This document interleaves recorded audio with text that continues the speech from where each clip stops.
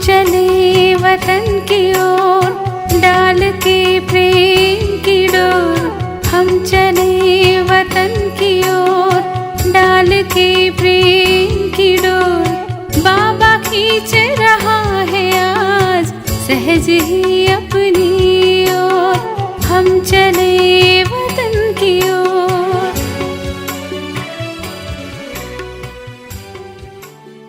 ஓம் சாந்தி. 16/1/1975. அவ்யக்த பாப்தாதா மதுபன். வாணியின் தலைப்பு ஜுவாலா ரூப நிலை. தன்னை கண்களில் மூழ்கியிருக்கும் கண்களின் மணி மற்றும் கண்களின் இரத்தினமாக நினைக்கிறீர்களா? தன்னை பாப்தாதாவின் கண்களின் நட்சத்திரங்கள் என்று நினைக்கிறீர்களா?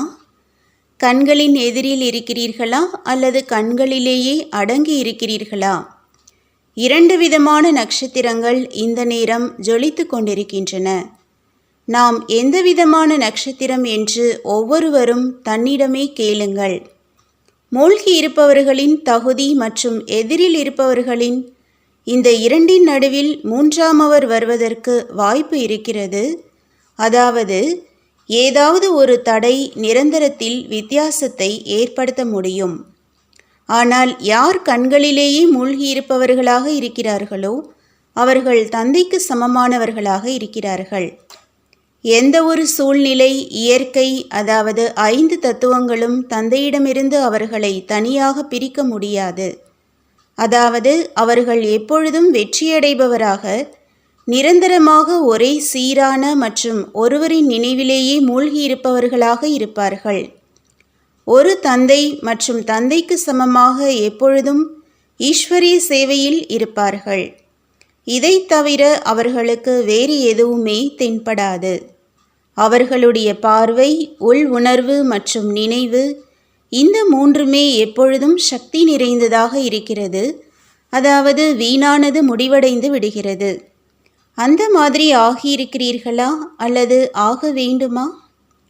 உலக மாற்றத்திற்கு ஆதாரமான நீங்கள் தன்னை மாற்றம் செய்ததாக அனுபவம் செய்கிறீர்களா?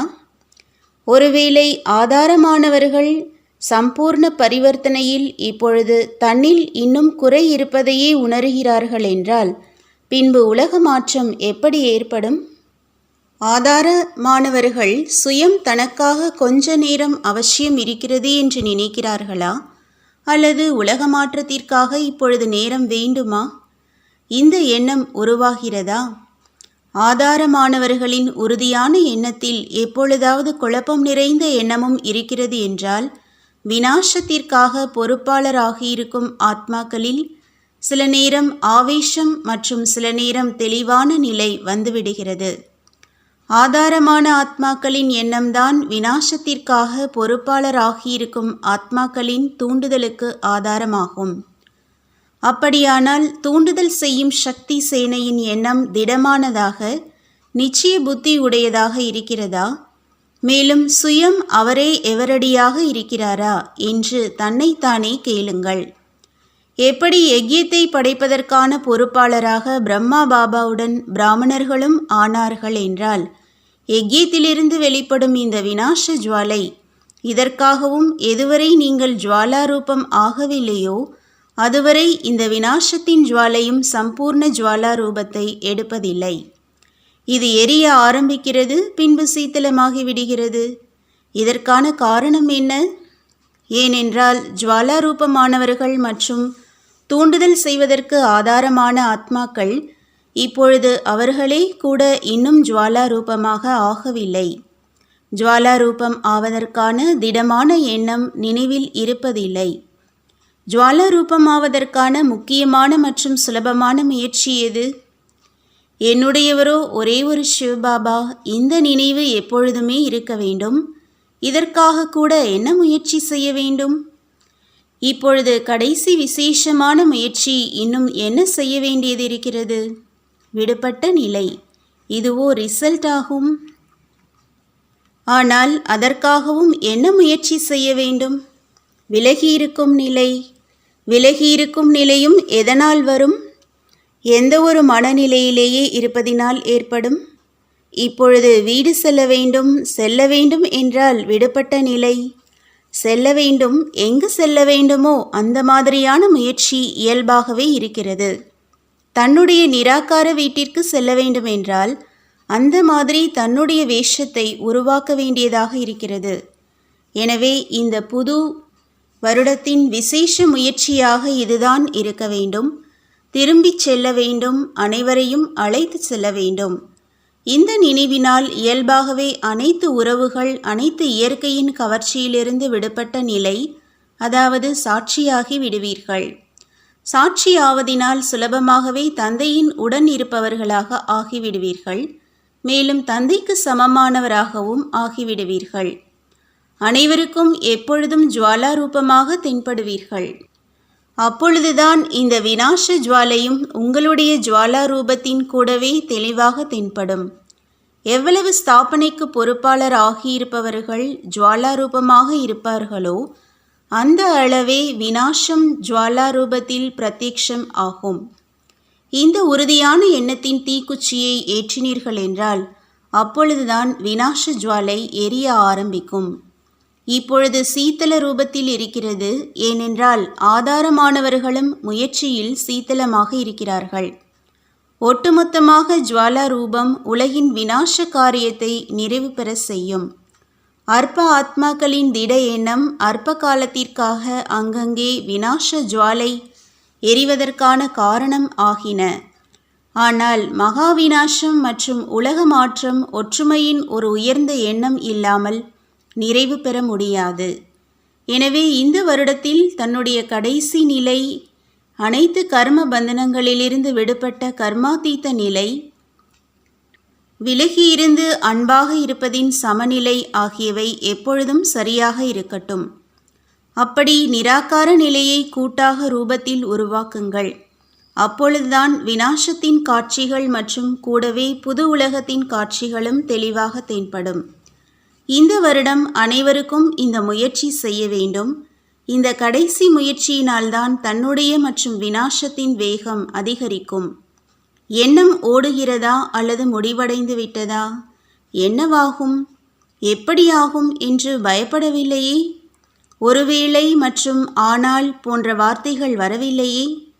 ஒருவேளை ஆகவில்லை என்றால் என்று சிலர் கூறுகிறார்கள். ஆனால் ஆகத்தான் வேண்டும் என்று சிலர் ஆனால் என்று கூறுகிறார்கள். ஆனால் என்னவாகும்? பாபாவோ அவ்யக்தமாகிவிட்டார். வியக்தத்தில் எதிர்நோக்குபவர்களோ நாம் தான் என்று சிலர் நினைக்கிறார்கள். ஆனால் நீங்களும் அவ்யக்தம் ஆகிவிடுங்கள். அதாவது யாராவது எதிரில் வந்தார் என்றால் வியக்த உணர்வின் விஷயம் அவருக்கு தென்பட வேண்டாம், அல்லது செய்வதற்கான தைரியம் வேண்டாம். மற்றவர்களையும் வியக்த உணர்விலிருந்து விளக்கக்கூடிய அவ்யக்த ஃபரிஷ்தா ஆகிவிடுங்கள். அந்த மாதிரி அவ்யக்த நிலை மற்றும் வாயுமண்டலம், அதாவது பாண்டவர்களின் கோட்டை உருவானது என்றால் இந்த குழப்பம் முடிவடைந்துவிடும். பாப்தாதா கடைசி வரை உங்களுடன் இருக்கிறார். மேலும் எப்பொழுதும் குழந்தைகளின் மேல் அன்பு மற்றும் சகயோகம் குடைநிழலுக்கு சமமாக இருக்கிறது. எனவே பயப்படாதீர்கள். பாப்தாதா முதுகெலும்பாக இருக்கிறார். எதிர்கொள்வதற்காக எந்த ஒரு நபர் மூலமாகவும் தேவையான நேரத்தில் பிரத்யட்சமாக ஆகிவிடுவார். மேலும் இப்பொழுதும் ஆகிக் கொண்டிருக்கிறார். நல்லது. அப்படி எப்பொழுதும் தைரியம் மற்றும் உற்சாகத்தில் இருக்கக்கூடிய, ஒவ்வொரு சூழ்நிலையிலும் உயர்ந்த நிலையில் இருக்கக்கூடிய, இயற்கையின் அனைத்து கவர்ச்சிகளிலிருந்தும் விலகி இருக்கக்கூடிய, ஆன்மீக தந்தையின் ஆன்மீக கவர்ச்சியில் இருக்கக்கூடிய, ஆன்மீக கவர்ச்சி செய்பவர்களுக்கு, எப்பொழுதும் கவலையற்றும் மற்றும் நிச்சய புத்தி உள்ள, எப்பொழுதும் தந்தையின் துணைவர்களாக இருக்கும் அனைவருக்கும் எப்பொழுதும் அன்பான மற்றும் சகயோகி ஆத்மாக்களுக்கு பாப் தாதாவின் அன்பு நினைவுகள் மற்றும் நமஸ்காரம். வரதானம்: எப்பொழுதும் ஒவ்வொரு காரியத்திலும் ஆன்மீக போதையை அனுபவம் செய்யும் மற்றும் செய்விக்கக்கூடிய அதிர்ஷ்டம் நிறைந்தவர் ஆகுங்கள். சங்கமயுகத்தில் குழந்தைகள் நீங்கள் அனைவரையும் விட அதிக அதிர்ஷ்டம் நிறைந்தவர்கள். ஏனென்றால் சுயம் பகவான் உங்களை விரும்பிவிட்டார். எல்லைக்கப்பாற்பட்ட அதிபதியாகிவிட்டீர்கள். பகவானின் அகராதியில் யார் என்னவாக இருக்கிறார் என்பதில் உங்களுடைய பெயர் இருக்கிறது. எல்லைக்கப்பாற்பட்ட தந்தை கிடைத்திருக்கிறார். எல்லைக்கப்பாற்பட்ட ராஜ்ய பாக்கியம் கிடைத்திருக்கிறது. எல்லைக்கப்பாற்பட்ட பொக்கிஷம் கிடைத்திருக்கிறது. இதே போதை எப்பொழுதும் இருக்கிறது என்றால் அதீந்திரிய சுகத்தின் அனுபவம் ஆகிக்கொண்டே இருக்கும். இதுதான் எல்லைக்கப்பாற்பட்ட ஆன்மீக போதை. இதை அனுபவம் செய்து கொண்டே மற்றும் செய்வித்து கொண்டே இருங்கள். அப்பொழுதுதான் அதிர்ஷ்டம் நிறைந்தவர் என்று கூறுவோம். ஸ்லோகன்: சாதனங்களை தன்னை ஓய்வு விரும்பியாக ஆக்குவதற்கு பதிலாக சேவைக்காக உபயோகியுங்கள். ஓம் சாந்தி. तो बच्चों को तो सर्विस करनी है. जो बाबा कहते हैं सबको ये बताओ कि देखो तुम्हारा एम एंड ऑब्जेक्ट ये है. एक गीता है बगैर ये राजयोग है ना बच्चे.